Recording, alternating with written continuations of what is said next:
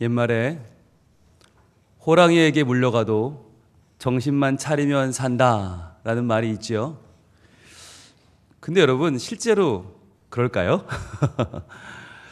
정말 그럴까요? 집채만한 커다란 호랑이한테 물려갔는데 정신을 차려야 돼 그러면 살 수 있습니까?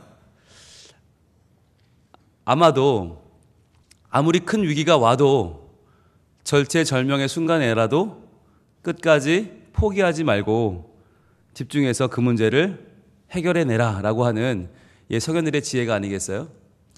그런데 제가요 동물의 왕국 프로그램을 보다가 실제로 그게 가능하다는 걸 깨달았어요.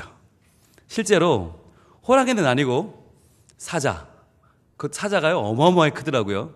게다가 그 힘이 얼마나 셉니까? 그런데 그 사자한테 물려갔는데 그것도 한창을 달려갔는데 살아나는 동물을 봤어요. 자, 뭐였을까요? 사자가 물고 달렸는데 한참 물려갔는데 살아난 그 동물은 무엇이었을까요? 보여주세요. 바로 새끼 사자였습니다. 새끼 사자. 저 어미 사자가 새끼랑 놀고 있는데 주변에 하이에나들이 나타난 거예요. 그래서 하이에나들 수십 마리가 저 사자와 새끼 사자를 노리고 덤벼드는데, 물론 사자하고 싸우면 암사자가 힘이 얼마나 센데요. 상대가 안 되죠. 그런데 노리는 건 뭐겠어요? 저 새끼 사자죠. 새끼 사자를 노려서 하이에나들이 점점 포위망을 좁혀오는데 저 암사자가 빨리 결단을 내려야 되겠죠. 싸우면 승산은 있지만 새끼를 보호해야 되니까 어떻게 하겠어요? 새끼의 목덜미를 왕 하고 뭡니다. 새끼는 깜짝 놀라죠. 엄마가 왜 이러나? 나한테 왜 이러나? 날 낳아주신 엄마가 아닌가? 자, 그때 암사자는 새끼를 물고 달리기 시작합니다. 엄청난 속도 달려요. 하이에나들이 쫙 쫓아갑니다. 막 쫓아가는데 막 그 간격이 좁아졌다가 겨우 잡을 뻔했는데 또 멀어졌다가 막 이리저리 피하면서 겨우 도망칩니다. 오랜 추격전 끝에 겨우 하이에나를 따돌린 암사자가 저 안전지대에 와서 그래도 새끼를 놓지 않고 계속 물고 있더라고요. 다음이요. 넘겨주세요. 네, 이렇게 물고 있는데 저 그림이 제가 볼 때는 제 생각입니다. 기도하는 것 같지 않으세요? 새끼 사자가 기도하는 것 같아요. 굉장히 신앙이 좋아 보이죠? 우리 엄마가 나를 목덜미를 물었어요. 여러분, 사자가 목덜미를 물면 살아남을 수 있는 동물이 없어요. 그런데도 저 새끼는 태연히 엄마에게 목을 맡기고 마치 기도하듯이 아주 신실한 모습으로 아무 걱정 없이 저러고 있어요. 사방에 어떠한 적도 없는 걸 확인한 암사자는 새끼 사자를 내려놓습니다. 그리고 놀기 시작합니다. 다음이요. 이렇게 언제 그랬는 듯이 태연하게 깔깔대며 노는 한 태연한 가정으로 돌아갑니다. 저는 이 장면을 보면서 그런 걸 느꼈습니다. 과연 사자가 물고 도망가서 살아남을 수 있는 동물은 누구일까? 없을 것이다. 그러나 새끼 사자는 산다. 신기하지 않아요? 이 사자의 이빨이 얼마나 강해요. 아무리 강한 것도 물어뜯으면 부러져 버릴 수밖에 없는 그 강한 이빨인데 그 이빨로 새끼를 물면 새끼는 아무런 다치는 자국도 없어요. 상처 하나 없어요. 그 이빨을 숨기고 새끼 사자를 물고 달리는 그 어미 사자의 마음이 무엇일까요? 그것이 바로 부모의 마음이겠죠. 그리고 내 목덜미를 물어도 우리 엄마는 분명히 날 사랑하고 분명히 나를 안전하게 지켜줄 거라고 하는 저 귀여운 새끼 사자의 모습은 무엇을 말해줍니까? 저것이 온전한 신뢰입니다. 우리 엄마, 우리 가족을 신뢰하는 마음입니다. 지금 당장은 정신이 없죠. 막 달려가는데, 물고 달려가는데 뭐 설명도 없어요. 어디 간다는 말도 없어요. 그런데 그러한 정신없는 위기 속에서도 태연하게 아무런 갈등을 느끼지 않는 저 새끼 사자의 모습을 보면서 우리는 이것이 생명이라는 관계다라는 것을 알게 됩니다. 예, 괜찮습니다. 됐습니다. 우리는요, 많은 사회생활을 하면서 많은 관계를 맺으며 살아갑니다. 그런데 이 관계들은요, 하나의 특징이 있어요. 뭐냐면 조건이라는 게 들어간다는 거예요. 조건. 왜냐하면 이게 조직관계거든요. 조직관계라고 하는 것은 회사도 그렇지 않습니까? 회사는 나에게 일정한 급료를 주고 나는 일정한 시간을 출근해서 일정한 일을 하고 일정한 성과를 내요. 그러면 우리는 회사와 직원의 관계인 거예요. 학교도 마찬가지죠. 내가 빠짐없이 출석하고 적어도 3년을 출석해서 내가 일정 시간을 할애해서 수업을 받고 공부를 하고 관계를 유지하면 학교에서도 졸업장을 줍니다. 서로 간에 조건이라는 것이 서로 맞을 때 이루어지는 것이 조직관계예요. 하다못해 취미로 만나는 동아리도요, 회비 안 내면 쫓겨납니다. 그리고 출석을 해야 됩니다. 뭔가 모임에는, 관계에는 조건이 들어가는데, 그런데 단 하나의 조직은요, 조직관계가 아니고 조건 없이 무조건 사랑하고 무조건 받아주는 관계가 있어요.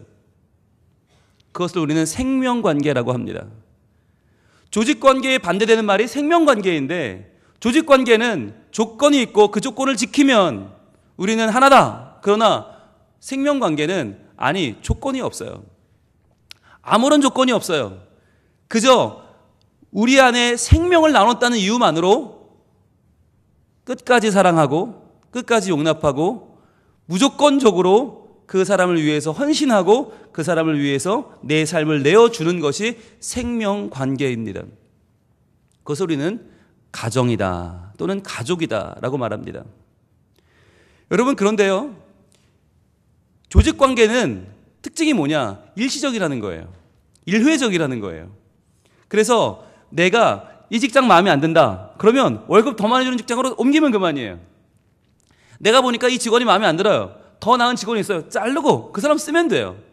조직관계는 언제나 바뀌어요. 내가 학교를 가고 싶었는데 저 학교 더 좋은 학교가 있어요. 학교 옮기면 돼요. 학원이요? 동아리요? 옮기면 돼요. 아무것도 문제가 안 돼요. 그게 일시적이고 일회적인 오늘날 우리의 조직관계예요. 그런데 생명관계는 그렇지 않단 말이죠. 생명관계는 내 아들이 80점 맞고 옆집 아들이 90점 맞는다고 옆집 아들을 데려올 수가 없어요. 우리 애는 못생겼고 옆집 애가 이쁘다고 걔를 바꿀 수가 없어요. 우리 부모님이 마음에 안 든다고 우리 부모님을 돈 더 주고 가서 바꿀 수가 없다니까요. 물론 저희 집 둘째 민서는 항상 아빠 엄마 좀 바꿔와요. 늘 그러는데 제가 얘기합니다. 야, 엄마 바꾸면 널 반납해야 돼. 여러분, 아이들의 꿈은 엄마를 바꾸는 거지만 불가능하지 않습니까? 왜요? 생명관계이기 때문이에요. 생명관계. 생명관계라고 하는 것은 조건 없이 아무리 부족해도 아무리 연약해도 끝까지 책임지고 사랑하고 언제까지나 관계를 유지하는 것. 그래서요, 거기에만 쓸 수 있는 말이 있어요. 조직관계는 일시적이고 일회적이라면 생명관계는 뭐냐? 영원이에요. 영원. 바로 영원히 살리로다라고 하는 이 고백은, 영원히 거한다는 고백은 직원은 할 수 없어요. 조건관계로 만난 사람들, 조건을 맞춘 사람들은 영원하지 않아요. 그런데 생명관계로 만난 사람들, 한 가족과 한 가정의 일원으로 만난 사람들은 영원히 거한다는 말을 할 수 있어요. 이제부터는 변치 않는 관계가 된 것입니다.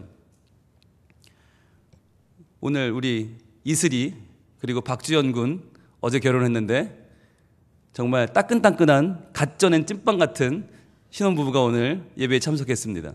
그리고 양가 부모님들이 다 오셨습니다. 제가 어제 예식장 사정으로 25분짜리 예식을 했는데요. 주례했는데요. 그중에 축가가 10분이었습니다. 결혼식은 15분 안에 끝나야 됐고요. 주례사는 설교를 제가 2분 했습니다. 그래서 해야 될 말을 하나도 못했습니다. 그런데 한 가지만 제가 덧붙이자면 어제 오후 2시까지 우리 박지원 군과 김이슬 양은 조직관계였습니다. 친구였어요. 친구라는 건 서로 맞으니까 만난 거예요. 안 맞으면 안 만나면 돼요.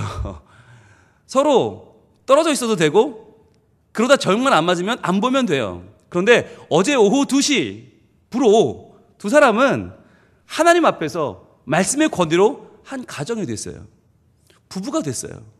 그러면 이제부터 두 사람은 조건이 상관이 없어요. 이전과 후의 차이가 뭐냐? 이전에는 조건을 보면 돼요. 그래서 더 나은 사람을 찾으면 돼요. 이 사람의 조건이 뭔가를 분석하고 찾아야 돼요. 그런데 이제부터는요, 그게 중요하지 않아요. 이제부터는 어떠한 조건도 상관없어요. 이제는 생명관계이기 때문에 이제는 오히려 이 사람의 부족함을 내가 채워줘야 되고 이 사람의 연약함을 내가 붙잡아줘야 되고 함께 아름다운 관계를 만들어가야 되는 거죠. 어제 하객들이 다 그러더라고요. 신부 너무 이쁘다고. 신부 드레스 봤냐고. 너무 이쁘다고. 그랬더니 옆에 있는 분이 그래요. 아무거나 입어도 이쁠 나이라고. 뭘 입혀놔도 이쁠 나이라고. 거적대기를 입혀놔도 이쁠 거라고. 여러분, 근데 그렇게 예쁘고 모든 사람이 감탄하는 신부의 저런 아름다움이 영원할까요? 그렇지 않겠죠. 시간이 지나면 주름살도 생길 거고요. 시간이 지나면 지금처럼 몸매가 그렇게 웨딩드레스 입을 몸매가 아닐 거고요. 남편도 지금은 너무 듬직하고 너무 훌륭하지만 시간이 지나면서 아저씨가 될 겁니다. 자, 그럴 때 바라보는 눈이 바뀔 거냐 아니면 그렇지 않을 거냐 중요한 거죠. 조직관계라면 상대방이 바뀌면 나도 바뀌어요. 상대방의 외모가 바뀌고 상대방의 능력이 바뀌고 상대방의 사회적 지위가 바뀌면 내 마음이 바뀔 수밖에 없어요. 그게 조직관계예요. 그런데 생명관계는 뭐냐? 그렇지 않다는 거죠. 어떠한 외모든지 어떠한 성격이든지 어떠한 능력이든지 그것을 더 사랑하고 더 받아주고 용납하고 끝까지 갈 수 있겠느냐? 이게 생명관계인 거예요. 근데 두 분은 생명관계 안으로 들어오셨어요. 그래서 이제부터는 조건을 따지면 안 돼요. 이제부터는 내가 더 사랑하고 끝까지 사랑하고 영원히 사랑한다고 하는 내 마음의 결정을 따라 사셔야 돼요. 그게 하나님 말씀 앞에서 서약한 두 분이 걸어갈 길입니다. 한 가지 말씀을 더 드리면 부모님들도 마찬가지입니다. 지금까지는 조건을 따져도 됩니다. 근데 이제 어제 오후 2시부터는 따지면 안 됩니다. 왜 우리 사회는 이러느냐 하시면 안 되고요. 왜 우리 며느리 이러냐 하면 안 되고요. 이제부터는요, 내가 너의 연약함을 채워주마. 내가 너의 부족함을 도와주마. 이렇게 끝까지 사랑하며 끝까지 세워지며 가는 거예요. 이렇게 가는 것이 생명관계고요. 그렇게 가는 것이 하나님과 우리와의 관계예요. 그래서 오늘 다윗은요, 내가 하나님에게 일시적으로 고용됐거나 어떤 조건 때문에 내가 하나님의 자녀된 것이 아니라 하나님이 나를 진정 사랑하셔서 하나님의 은혜라고 하는 생명관계 안에서 나는 절대로 버림받지 않고 나는 절대로 흔들리지 않고 나는 언제까지나 주님과 함께 거한다고 하는 것을 이렇게 표현하고 있습니다. 오늘의 본문 시편 23편 6절입니다. 같이 한번 읽습니다. 시작. 내 평생의 선하심과 인자하심이 반드시 나를 따르리니 내가 여호와의 집에 영원히 살리로다. 아멘. 내가 영원히 살겠습니다. 여호와의 집에 내가 오늘은 조금 잘했으니까 살다가 내일은 못하니까 못 살고 그 다음 날은 또 고민하는 것이 아니라 나는 영원히 삽니다. 조건에 의해서 변하는 사이가 아니라 나와 하나님 사이는 영원히 변치 않는 아버지와 자녀의 사이입니다 라고 고백하는 거예요. 여러분, 하나님이 다윗이 왕이니까 사랑했습니까? 다윗이 싸움을 잘하니까, 울배를 잘 던지니까, 양을 잘 치니까 사랑했습니까? 아니요, 그렇지 않습니다. 하나님은 다윗이 왕이 아니던 시절부터, 싸움을 잘하지 못하던 시절부터, 아니 목동조차 대두로 할 수 없을 어린 소년이었을 때부터 그를 사랑하셨습니다. 그를 변치 않고 사랑하셨고 그를 영원히 범죄해도 부족해도 연약해도 그를 품어주시고 끝까지 그를 버리지 않으셨습니다. 그것을 다윗은 너무나 감사하는 마음으로 고백하고 있는 거예요. 내가 여호와의 집에 영원히 살겠노라고. 이 세상에서 나를 절대로 버리지 않으시는 분, 나를 절대로 포기하지 않으시는 분, 끝까지 나를 사랑하시는 분, 내 하나님을 다윗은 오늘 고백하고 있습니다. 오늘 이 자리에 함께한 여러분들은 누구인지 아세요?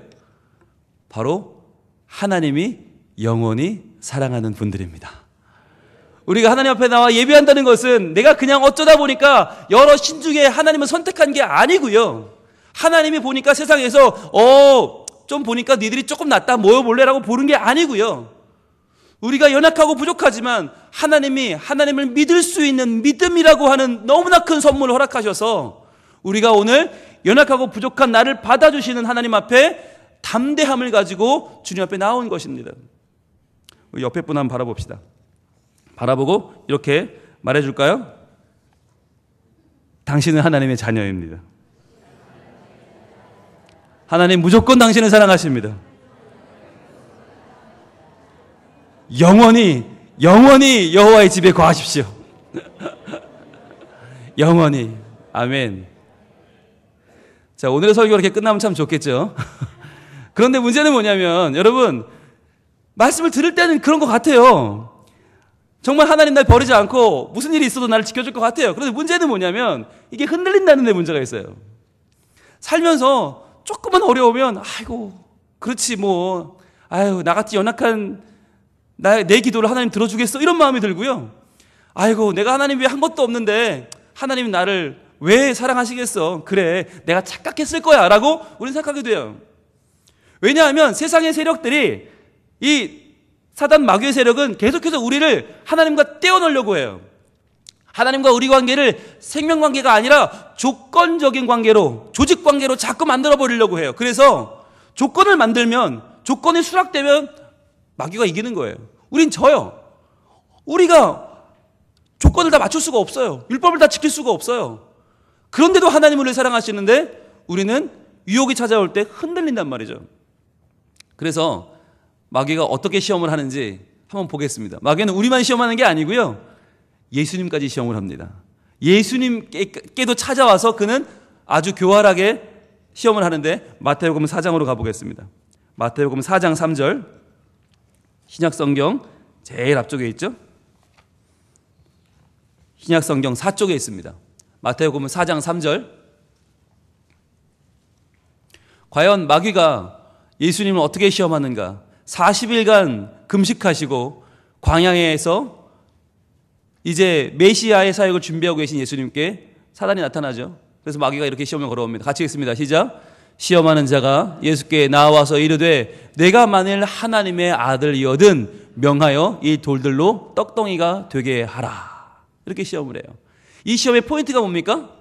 네가 만일 하나님의 아들이거든 이거예요. 네가 하나님의 아들이라면 이 정도는 할 수 있잖아. 해야 되는 거 아니야? 자, 명하여 돌들로 떡덩이가 되게 하라. 하나님의 아들이라는 것을 증명해 보라는 거예요. 아니 이 정도는 해야 하나님 아들이지. 자, 빨리 돌로 떡덩이 만들어 봐요 라고 얘기하는 거예요. 여러분 이게 얼마나 우리에게 괜찮은 유혹이냐면 그렇잖아요. 보여주고 싶잖아요. 그렇지 뭐 이게 어려워요? 예수님 돌로 떡 만드는 게 뭐가 어려워요? 오병이어로 수천 명도 먹인 예수님이 그거 뭐 하나 바꾸는 게 뭐가 어려워요? 그런데 여러분 이게 지금 뭘 건드리고 있는 거예요? 생명관계를 건드리고 있는 거예요. 예수님이 돌로 떡을 만들든 못 만들든 뭘 하든 아무 관계없이 하나님과 예수님의 부자관계, 이 생명관계는 변하지 않아요. 끊이지 않아요.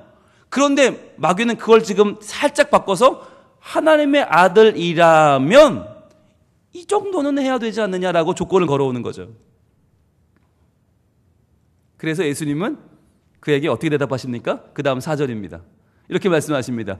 예수께서 대답하여 이르시되 기록되었으되 사람이 떡으로만 살 것이 아니요 하나님의 입으로 나오는 모든 말씀으로 살 것이라 하였느니라 하시니. 여러분 예수님은요 떡을 안 만들어요.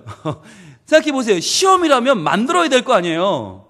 시험 문제가 떡을 만들어라 이게 시험 문제인데 예수님은 안 만들어요. 왜? 이걸 만들면 넘어가는 거예요. 왜냐하면 조건을 붙였는데 그 조건을 받아들이면 관계가 깨어져요. 하나님과의 생명관계가 깨어지고 조건관계로 넘어가는 거예요. 마치 예수님의 능력이 있어서 하나님이 예수님을 고용해서 월급 주는 사이가 돼버리는 거예요. 여러분 이런 유혹을 우리가 많이 받아요. 내가 목회를 하는데 적어도 설교를 한번 하면 사람들이 막 쓰러지고 눈물을 흘리고 막 그래야 괜찮은 목사지. 그래야 하나님 사랑하는 목사지.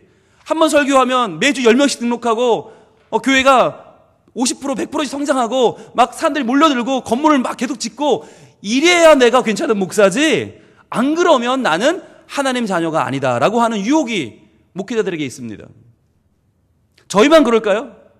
모든 성도들은 내가 하나님의 놀라운 일들을 이루지 못하면, 내가 기도의 사람이 낫지 않으면, 내가 신방했는데 그 마음이 변하지 않으면, 내가 찾아갔는데 그 사람 돌아오지 않으면 내가 하나님의 자녀가 아닐 것 같다고 하는 생각이 빠지게 돼요. 그래서 내가 생각하는 거, 말하는 거, 행동하는 거 하나하나가 너무 힘들고 너무 부담스럽고, 내가 잘못 행동하면 하나님 날 버릴 것 같고, 잘못된 생각을 하면 하나님 나를 징계할 것 같고, 나를 처벌할 것 같고, 나를 저주할 것 같은 그런 두려운 마음들이 우리에게 있단 말이에요. 그러나 예수님 말씀하십니다. 야, 그깟 조건 필요 없다. 나랑 하나님 무슨 사이인지 아니? 떡을 주고받는 사이가 아니라 말씀을 주고받는 사이야. 하나님의 말씀으로 산다. 이 말은 내가 하나님과 그 주고받는 말 가운데 인격적인 관계를 유지하며 사는 사이다. 떡 가지고 서로 판단하고 떡 가지고 서로 평가하는 사이가 아니다 라고 말씀하시는 거예요. 여러분, 그렇습니다. 여러분이 하나님께 얼마를 헌금하든, 얼마나 시간을 내든, 무슨 직분으로 봉사하든 그것으로 하나님 여러분 평가하지 않습니다.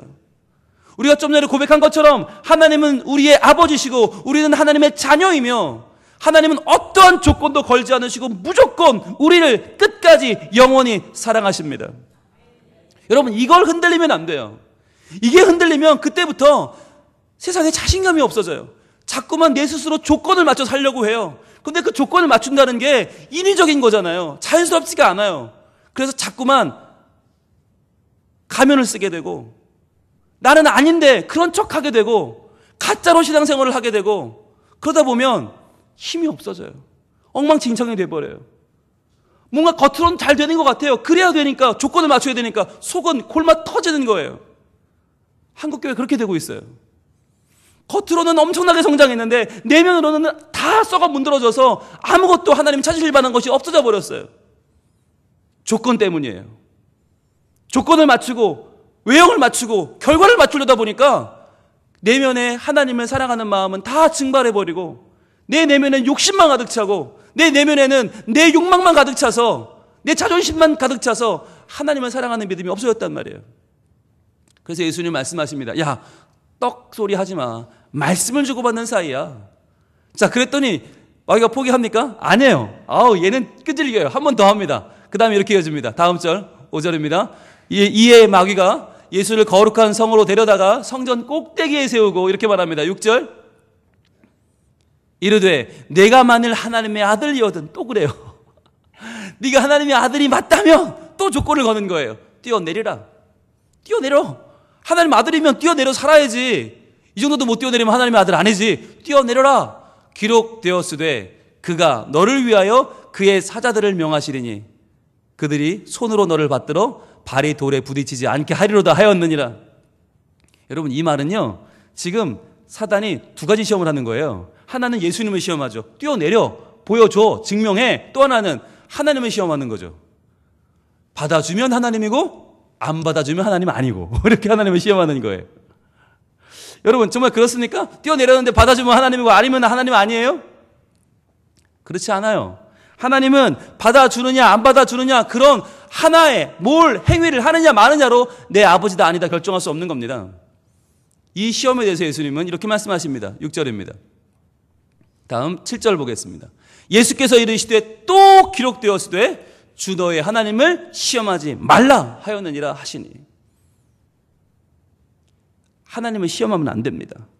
마치 하나님은 조건관계처럼, 하나님 이번 일이 잘 되면 하나님 맞고 이번 일이 안 되면 내 하나님 아니신 겁니다 라고 하는 기도를 우리 얼마나 많이 합니까? 이번에 우리 집이 팔리면 하나님 맞고 안 팔리면 하나님 아니고, 이번에 내 아들 대학 들어가면 그것도 원하는 그 학교를 가면 하나님이고 못 가면 하나님 아니고, 이런 하나님 뭐하러 믿어? 이런 생각 하잖아요. 그러다 보니까 하나님과 거래하는 게 많아졌어요. 돈도 거래하고 직분도 거래하고 하나님과 자꾸만 애들의 학교도 거래하고 시집 장가도 거래하고 자꾸 거래를 합니다. 그러다 보니까 하나님이 날개 해줬어요. 우리에게 무엇을 해 주시던 그렇지 않던 간에 하나님은 변함없으신 하나님이신데, 우리는 아무것도 모르면서 나한테 이 한 가지를 해주느냐 마느냐 해가지고 하나님이냐 아니냐 평가하잖아요. 여러분, 부모님들에게 묻습니다. 자녀가 원하는 만큼의 용돈을 줄 능력 있습니까? 없습니까? 사실 우리가 안 먹으면 되잖아요. 안 먹고 안 쓰면 줄 수 있어요. 그거 얼마 안 돼요. 애들이 원하는 용돈 그거 얼마 안 돼요. 줄 수 있어요. 그런데 주면 안 되잖아요. 왜요? 그거 주면 애들 망쳐요. 7살짜리가 한 주에 10만 원씩 달라고 그럽니다. 그거 왜 못 주겠어요? 우리가 줄려면 주지. 근데 주면 애들 망쳐요. 그러니까 안 주는 거잖아요. 애들이 원하는 거, 애들이 바라는 거 어떻게 우리가 안 쓰고 안 먹고 해줄 수 있어요. 그러나 다 해주지 않잖아요.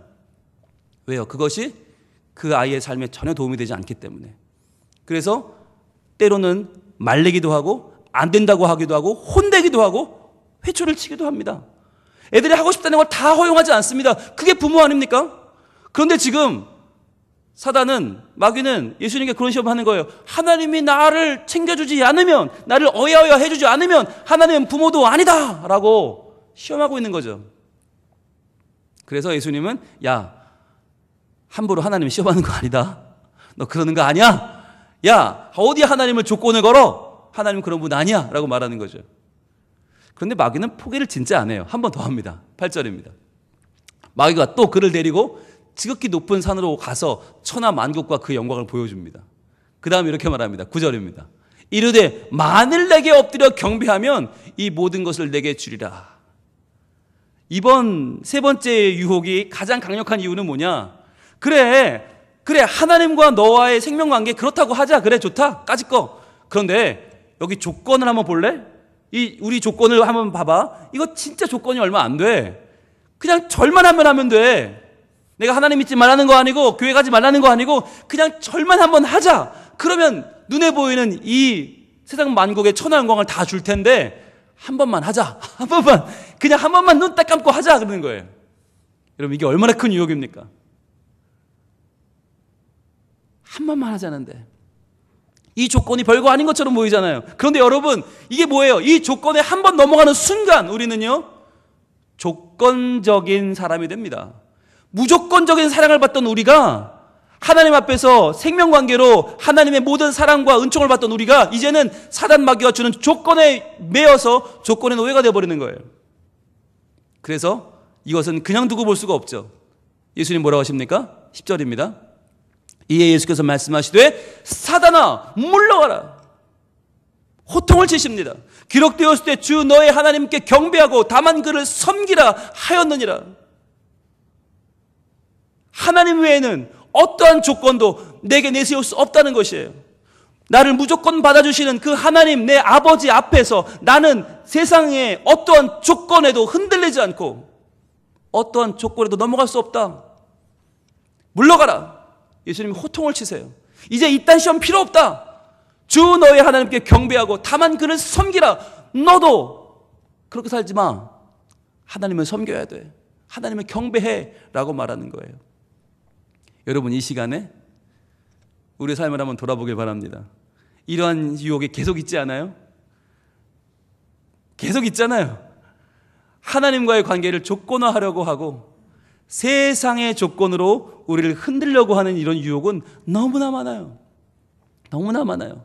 그런데 이럴 때에 우리가 하나님과의 관계를 다시 한번 무조건적인 생명관계로 정립하고 내가 영원히 주님을 따라 살아가는 유일한 방법은 무엇입니까? 그것은 바로 시험을 이기신, 우리보다 먼저 시험을 이기시고 이 시험을 이기는 방법을 우리에게 알려주신 예수님을 나의 피난처로 삼는 것입니다. 오직 예수님을 의지하는 것 외에는 우리는요 이 시험을 이길 수가 없습니다. 이 시간에 우리가 마음을 정하기를 원합니다. 하나님, 어떠한 상황에도 내가 주님을 포기하지 않게 하여 주옵소서. 나를 포기하지 않으시는 그 주님을 내가 붙잡고 영원히 주님만 사랑하며 주님 안에 자녀로서 일시적인 관계가 아니라 영원한 관계로 우리 주님을 어떤 일이 있어도 찬양하고 붙잡고 경배하고 섬기며 살게 하옵소서. 나는 영원히 주님을 사랑합니다. 나는 영원히 주님을 사랑합니다. 나는 영원히 주님을 사랑합니다. 아바 아버지, 내 아버지께서 나를 받아주시고 나를 사랑하시고 나를 하나님의 영광을 위하여 써주실 줄로 믿습니다. 이 시간에 함께 찬양합시다. 나의 피난처 예수.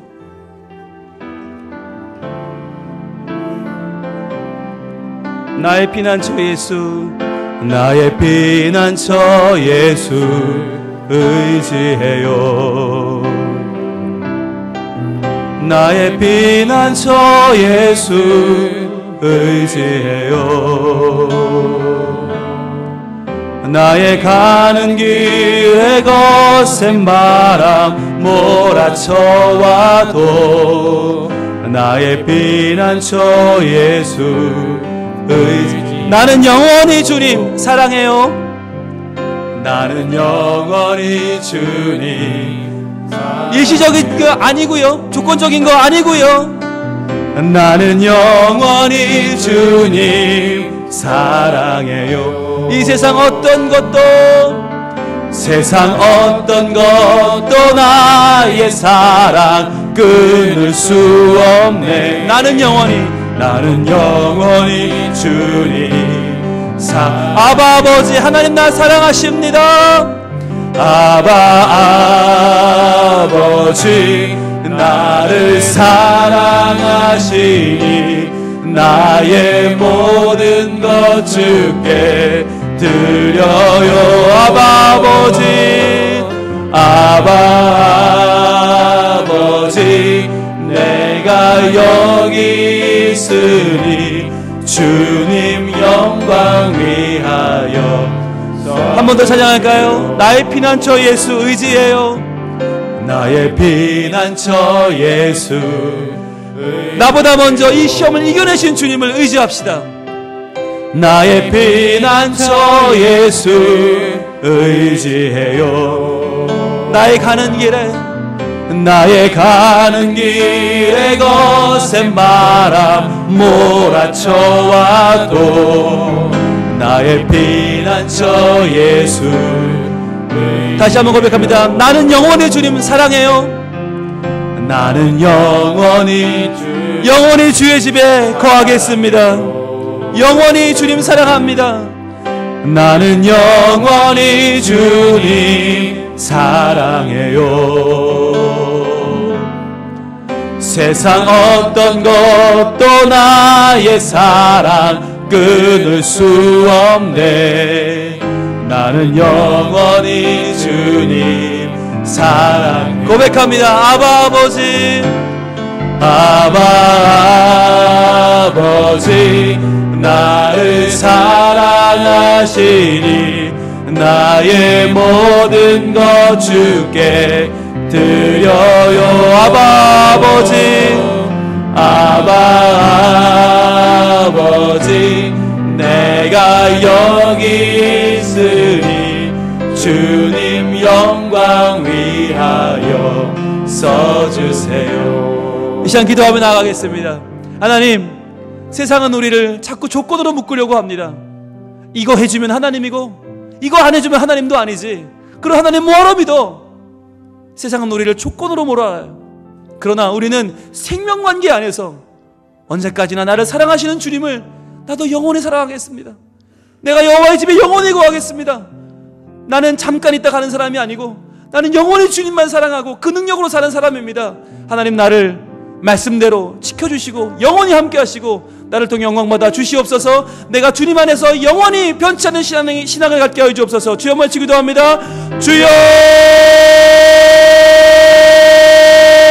아버지 하나님, 우리를 생명관계로 묶어주심을 감사합니다. 하나님, 너희와의 관계는 조건적인 만남이 아니고 만약 이게 된다면, 만약 저렇게 한다면, 만약 이걸 해주시면이 아니라 언제까지나 변치 않는 무조건적인 사랑이요, 무조건적인 받아주는 용납이요, 무조건적인 우리를 살리시는 하나님의 은총인 줄로 믿습니다. 아버지 하나님, 나의 피난처 예수님, 시험을 이기신 예수님, 사람 마귀의 시험을 능히 이기시고 우리에게 본을 보여주신 그 예수님을 따라가기를 원합니다. 주여 아버지 하나님, 아무리 어려워도, 아무리 힘들어도, 아무리 유혹이 찾아와도 주님이여 그 어떤 조건에도 흔들리지 말게 하시고 그 어떠한 조직관계로도 우리를 어쩔 수 없는 이 생명의 소중함, 생명관계로 살아가는 우리들, 하나님 붙잡고 살아가는 우리들, 하나님만 살아가는 우리 모두가 영원한 주님의 자녀로 영원히 주님의 절에 거하는 저희가 되게 하여 주시옵소서. 아버지 함께하여 주시고 우리의 삶 가운데 함께하여 주시옵소서. 인도하여 주시옵소서. 아바 아버지, 아바 아버지, 나를 사랑하시니 나의 모든 것 주께 드려요. 아바 아버지, 내가 여기 있으니 주님 영광 위하여 써주세요. 하나님 감사합니다. 오늘도 연약한 우리들, 부족한 우리들, 그러나 우리를 변함없이 사랑하시고 하나님 전에 불러주셔서 예배할 수 있도록 인도하신 주님을 찬양합니다.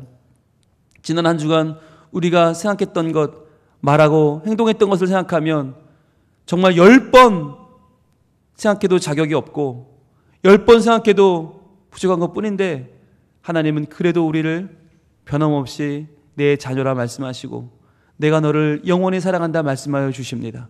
주님, 저희들 그 은혜와 은총을 기억하고 우리도 영원히 여호와의 집에 거하는 하나님의 자녀로서 당당히 살아가게 하여 주시옵소서. 아무리 세상의 세력들이 우리를 흔들려고 하고 네가 만일 조건을 걸어오지만 그러나 저희들 말씀으로 그 시험을 이겨내게 하시고 당당하게 하나님의 자녀로 서서 흔들리지 않고 영혼의 주님만 사랑하게 하여 주시옵소서. 오늘도 우리를 생명관계로 예수 그리스도의 보혈로 품어주시고 불러주시고 우리를 구원하시는 하나님 자녀 삼아주시는, 그리하여 서로 더욱더 뜨겁게 사랑하며 살아가게 하시는 우리 구주 예수님 이름으로 기도합니다. 아멘.